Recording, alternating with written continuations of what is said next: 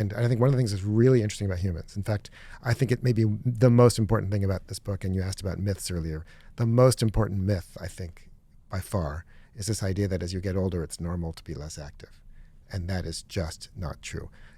We evolved to be grandparents. We evolved to live. One of the things that's most interesting about humans, maybe, is that we evolved to live about 20 years or so after we stop reproducing. No other animal does that except orcas, maybe killer whales.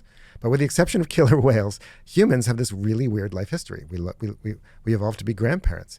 But grandparents in the old days weren't, retiring to Florida, or I don't know what they do in England or whatever, go to Mallorca or whatever, and kick up their heels and play golf or whatever with carts.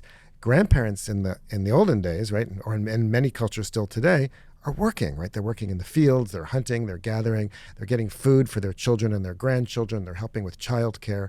And that physical activity is, that's what their job is, to be physically active. But in turn, that physical activity turns on an amazing suite of physiological processes that counter aging. It turns on repair and maintenance processes that not only keep our muscles strong, but also keep our DNA from accruing mutations, keep our mitochondria numbers high, keep the cells in our brain from accumulating gunk, so that prevents Alzheimer's and other forms of dementia. I mean, for every system of the body, physical activity has benefits that slow the aging process. And so when you stop doing it, you accelerate, and that's the way in which you perceive it as accelerating aging. But really, it's the absence of physical activity which lets aging run amok.